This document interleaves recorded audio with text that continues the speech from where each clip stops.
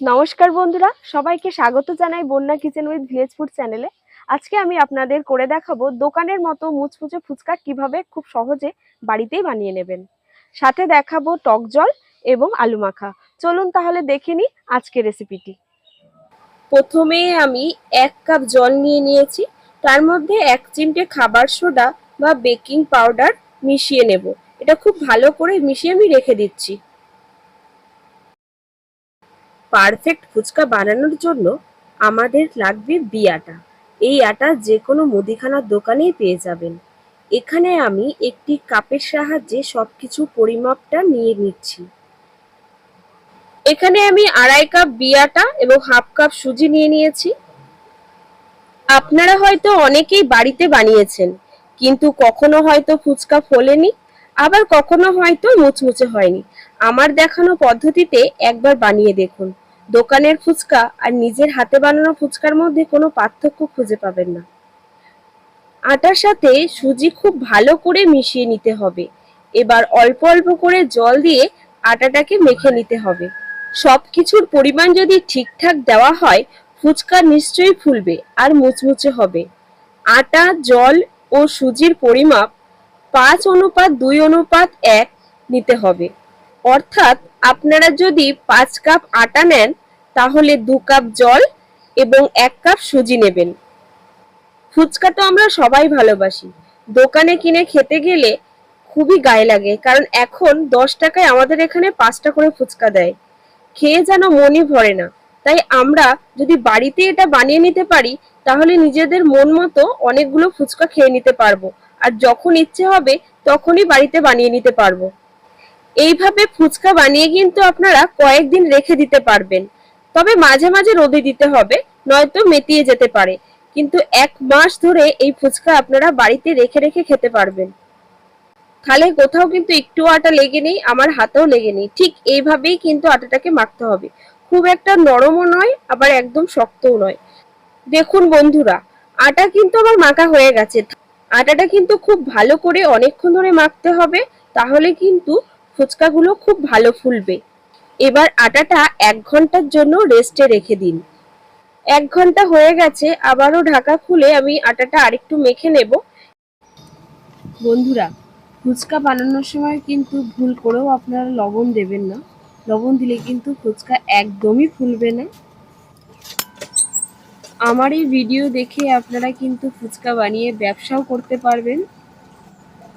আটা বা ময়দা দিয়েও কিন্তু ফুচকা হয়, তবে বিয়াটার মতো এতটা সুন্দর ফুচকা কিন্তু হয় না।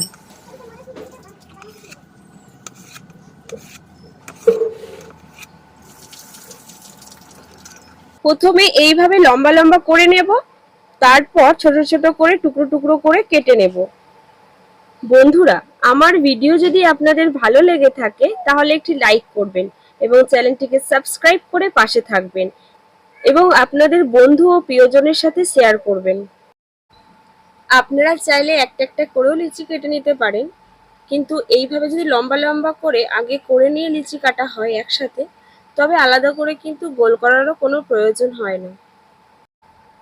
তাই আপনারাও আমার দেখানো পদ্ধতিতেই কিন্তু লিচিগুলো কেটে নেবেন। লক্ষ্য রাখবেন লিচিগুলো যেন একই সাইজের হয়। ছোট বড় হলে কিন্তু একদমই ভালো লাগবে না। তাই আপনারাও আমার মতো ছুরি দিয়ে কেটে নেবেন। দেখুন বন্ধুরা, লিচিগুলো আমার কাটা হয়ে গেছে। এবার আমি আলতো হাতে এইগুলো একটা একটা করে ছাড়িয়ে নেব। হালকা হাত দিলে কিন্তু এগুলো ছেড়ে যাবে। তো প্রত্যেকটাই আমি আগে আলাদা করে নিচ্ছি। ছোট ছোট করে লিচি কেটে নিয়ে এই লিচিগুলো একসাথে রেখে সামান্য সাদা তেল দিয়ে দিতে হবে এবং ভালো করে মিশিয়ে নিতে হবে, যাতে এক একটা লিচির টুকরো এক একটার সাথে লেগে না যায়।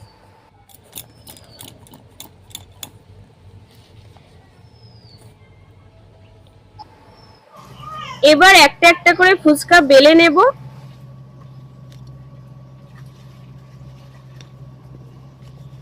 এমনই পাতলা করে বেলতে হবে। আবারও একটা আপনাদের বেলে দেখিয়ে দিচ্ছি বন্ধুরা, ঠিক এমনই কিন্তু পাতলা করে বেলে নিতে হবে। একইভাবে সমস্ত ফুচকাগুলো আমি বেলে নিচ্ছি।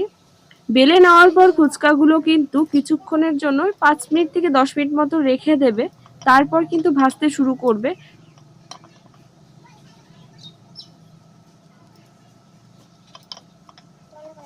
ফুচকাগুলো ভেজে নেব। কড়াইয়ে তেল দিয়ে দিলাম। একটা কথা বন্ধুরা মনে রাখবেন, ফুচকার জন্য কিন্তু তেলটা খুবই গরম হতে হবে, নয়তো কিন্তু ফুচকা ভালো ফুলবে না। এবার একে একে ফুচকাগুলো তেলে দিয়ে দেব। দেখতেই পাচ্ছেন বন্ধুরা, একা একাই কিভাবে ফুচকাগুলো ফুলে উঠছে। আপনারাও আমার দেখানো পদ্ধতিতে একবার বাড়িতে বানিয়ে দেখুন, আপনাদের ফুচকাও এই রকম ভাবেই ফুলে উঠবে আর মুচমুচে খাস্তাও থাকবে। খুব বেশি লাল করে ভাজবেন না। দেখতেই পাচ্ছেন বন্ধুরা, ফুচকাগুলো কিন্তু আমার ভাজা হয়ে গেছে। এবার এগুলোকে আমি ছাঁকনির সাহায্যে তুলে নেব।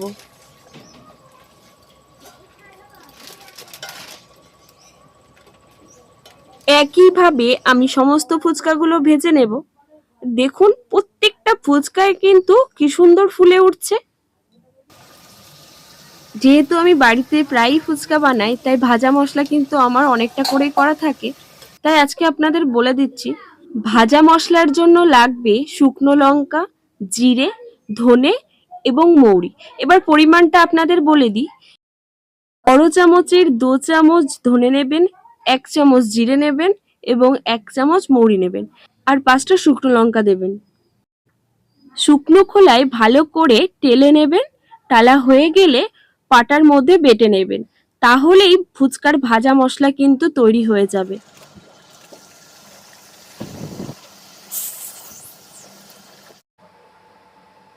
সমস্ত ফুচকাগুলো আমার ভাজা হয়ে গেছে। এবার টক জল এবং আলুটা মেখে নেব।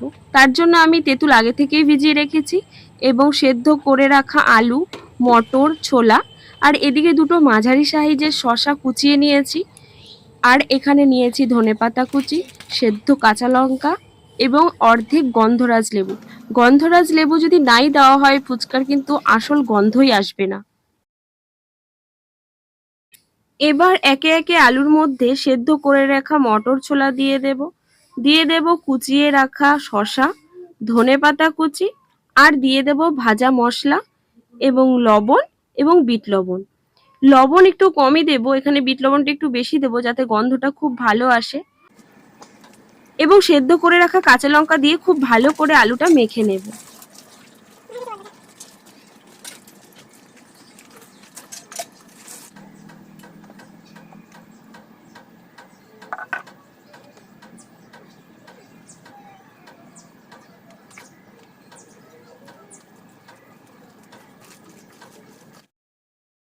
আলু মাখা হয়ে গেছে। এবার ওপর থেকে আমরা আবারও সেদ্ধ করে রাখা ছোলা মটর দিয়ে দেব আর একটু ধনেপাতা কুচি দিয়ে দেব। এবার ফুচকার টক জলটা বানানোর জন্য আমি প্রথমেই তেঁতুল জল নিয়ে নিয়েছি। তারপর এর মধ্যে সেদ্ধ করে রাখা লঙ্কা, শসা, ভাজা মশলা, লবণ, বিট লবণ, সবাই শেষে আমি গন্ধরাজ লেবুর রস দিয়ে দেবো। এই লেবুর রস যদি না দেওয়া হয়, ফুচকার কিন্তু আসল গন্ধ একেবারেই আসবে না। আপনাদের কাছে যদি এই লেবু নাই থেকে থাকে, তাহলে গন্ধরাজ লেবু গাছের কয়েকটা পাতা দিয়ে দেবেন, তাতেও কিন্তু গন্ধটা প্রায়ই আসে। এবার খুব ভালো করে নেড়েচেড়ে মিশিয়ে নিলেই কিন্তু ফুচকার জল আমার রেডি।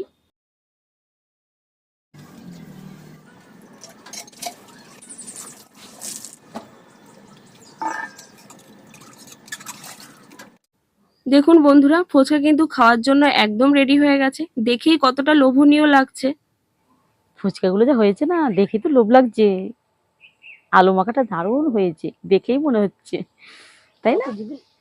তাই না? চলে আসলো। হয়তো তো জিভে জলই চলে এসছে।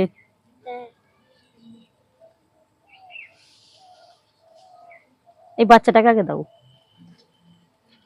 ওর জন্যই তো বানানো।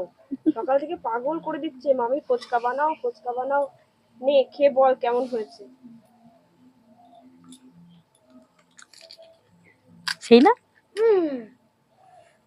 দোকানের মতন হয়েছে না তার থেকে ভালো? তার থেকেও ভালো। ও মুখে নিয়ে কথাই বলতে পারছে না, ও খেয়ে ওর কথা বন্ধ হয়ে গেছে। দিদি তুমি নিয়ে বলো কেমন হয়েছে খেয়ে।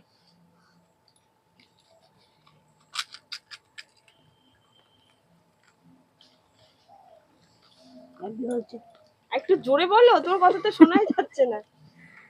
হেভি হয়েছে। ঝাল নুন সব ঠিক আছে তো? হ্যাঁ সব ঠিক আছে। যা খুবই টেস্টি tasty। লাগলো, দোকান পুরো ফেল। সম্পূর্ণ ভিডিওটি দেখার জন্য আপনাদের সকলকে ধন্যবাদ জানাই। সবাই ভালো থাকবেন এবং সুস্থ থাকবেন।